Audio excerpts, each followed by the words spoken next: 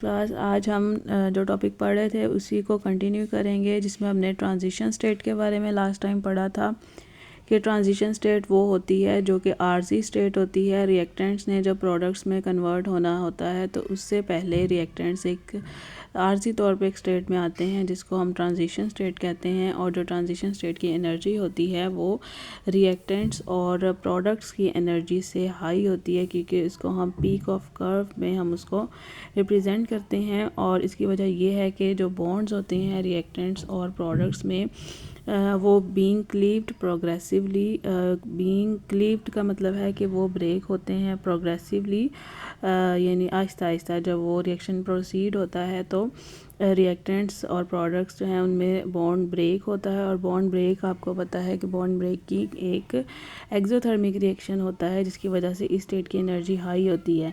The energy absorb by the reactants और the products molecules in order to be converted into the transition state is called the activation energy of the reaction. तो वो energy जो कि reactants या फिर products absorb करते हैं ताकि वो किस स्टेट में कन्वर्ट हो सकें ट्रांजिशन स्टेट के अंदर, उसको हम नाम देते हैं एक्टिवेशन एनर्जी। और उसको रिप्रेजेंट किया जाता है ई और स्मॉल ए से। तो ये डेफिनेशन है एक्टिवेशन एनर्जी की आ सकती है। ये definition what is activation energy, तो यहाँ से लेके द एनर्जी से लेके फिर आप रिएक्शन तक लिखेंगे। और ग्राफ के अंदर आप देख सकते हैं कि रिएक्टेंट्स और प्रोडक्ट्स जो एनर्जी एब्जॉर्ब करते हैं उसको हम एक्टिवेशन एनर्जी का नाम देते हैं ई ए, जिसको कहते हैं the difference between the energy of the reactants and that of products comes out in the form of heat representing enthalpy change of the reaction। तो enthalpy change कब आता है? जब डिफरेंस हमारे पास आता है। डेल्टा आपको पता है कि साइन इंडिकेट करता है चेंज को और डिफरेंस को, और वो कब आएगा? जैसे आप ये देखें कि रिएक्टेंट्स हैं, ये प्रोडक्ट्स हैं और उनकी एनर्जी में एक जो डिफरेंस आ रहा होता है उसको हम डेल्टा 8 से इंडिकेट करते हैं। अगर तो ये एंडोथर्मिक रिएक्शन होगा, जैसे ये एंडो का ग्राफ है, तो एंडो के लिए पॉजिटिव साइन लगाया जाता है, और अगर एक्सोथर्मिक रिएक्शन होगा तो उसके लिए नेगेटिव साइन लगाते हैं।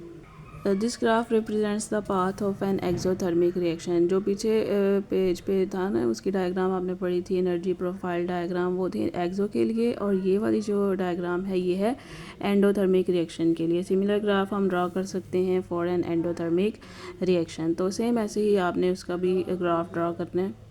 उसके बाद अगर आप कैटलिस्ट यूज़ करेंगे किसी भी रिएक्शन में, तो आपको पता है कि कैटलिस्ट का फंक्शन क्या होता है कि वो रिएक्शन की स्पीड को, उसके रेट को इंक्रीज़ करते हैं। क्यों करते हैं? क्योंकि ये पाथ को जो कि वो अडॉप्ट करते हैं रिएक्टेंट्स जब उन्होंने कन्वर्ट होना होता है प्रोडक्ट्स में, तो उसको चेंज कर देते हैं। यानी वो रिएक्टेंट्स जो है फ़ौरन ही ज़्यादा प्रोडक्ट्स में कन्वर्ट होना शुरू हो जाता है, तो उनका पाथ भी एक चेंज हो जाता है। Whereby the activation energy value of the reaction is substantially decrease. Substantially का मतलब है एक्चुअली, तो वो भी जो है वो डिक्रीज़ हो जाती है। यानी जितनी उस एक्टिवेशन एनर्जी कम होगी उतने ही ज़्यादा रिएक्टेंट्स जो है प्रोडक्ट्स में कन्वर्ट हो सकेंगे। As a result more reactants are now able to be converted into the products molecules and hence the rate of reaction will increase. और जितने जो है वो रिएक्टेंट्स कन्वर्ट होंगे ज़्यादा प्रोडक्ट्स में, और उतना ही रिएक्शन का जो रेट है, उसकी जो स्पीड है वो ज़्यादा होगी। और वो तभी ज़्यादा होगी जब एक्टिवेशन एनर्जी की वैल्यू कम होगी ट्रांजिशन स्टेट में जाने के लिए।